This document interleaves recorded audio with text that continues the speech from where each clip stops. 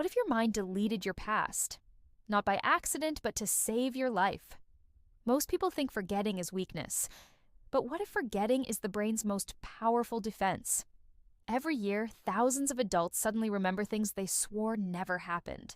Hidden memories of abuse, violence, or loss. Sealed away since childhood. But why does the mind do this? And can those memories ever truly disappear? When something too painful happens, your brain has one mission: survival. The hippocampus, the part that stores memories, goes into lockdown. Neurotransmitters flood your system, essentially signaling an emergency shutdown of non-essential functions. Think of it like this. Your body is present, but your mind hits the eject button. It's a phenomenon known as dissociation. You're there, but your mind steps out. It doesn't record the event in the same way it would a normal memory. Instead, it gets fragmented, shattered, and buried. The brain prioritizes keeping you alive in the moment over creating a coherent story of what happened. This isn't a flaw. It's a powerful, primal feature designed to protect you from psychological overload. The memory isn't gone. It's just filed away in a place your conscious mind can't easily access. Take Laura, a 32-year-old teacher who thought she had a perfect childhood. For years, she suffered from unexplainable anxiety and a strange aversion to basements. She couldn't stand the sound of creaking floorboards. Her therapists were stumped.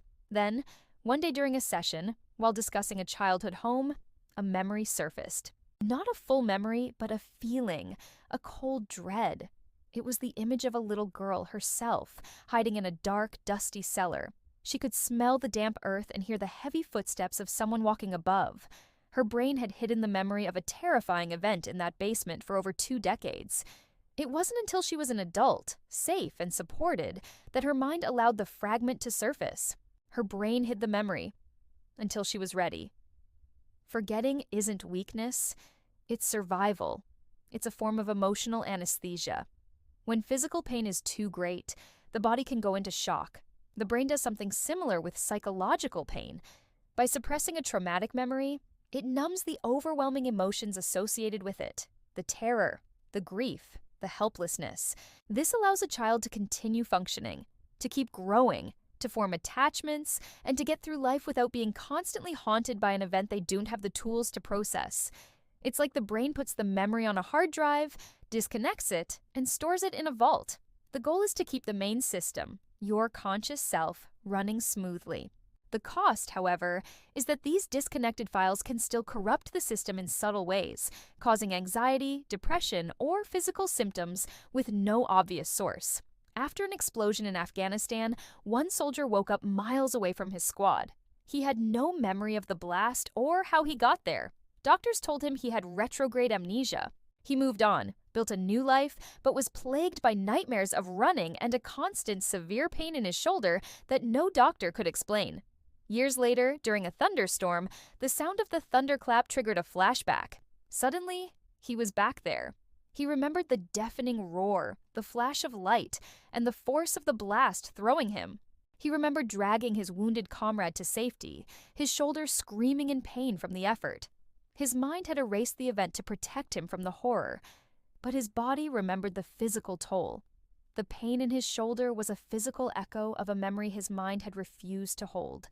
The body remembers what the mind forgets. Modern neuroscience is divided.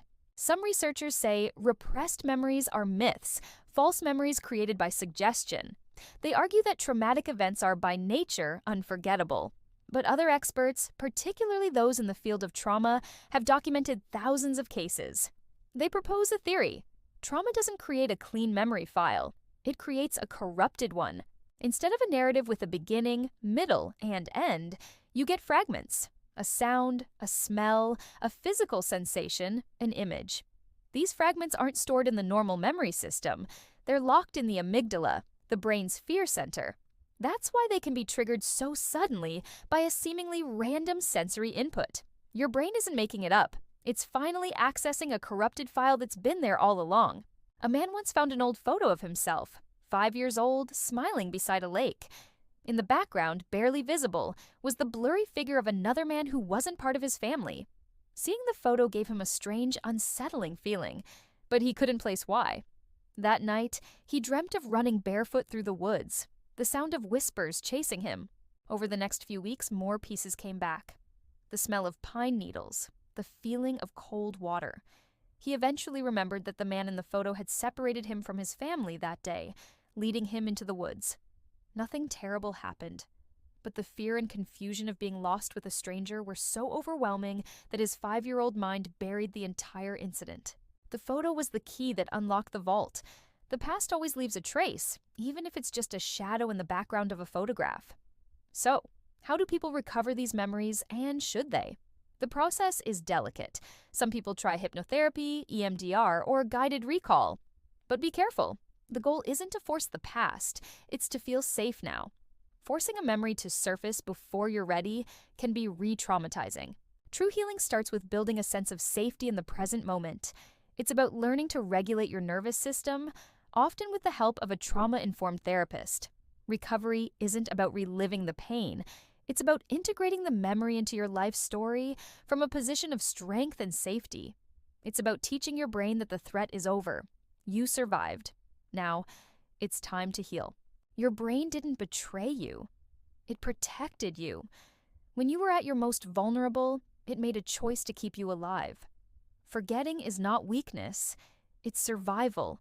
It is the ultimate act of self-preservation. If you've ever wondered what your mind might be hiding, you're not alone. The human mind is the most complex and fascinating frontier there is. Thanks for exploring it with us today. Subscribe for more psychological stories that make you question everything you thought you knew. See you in the next one.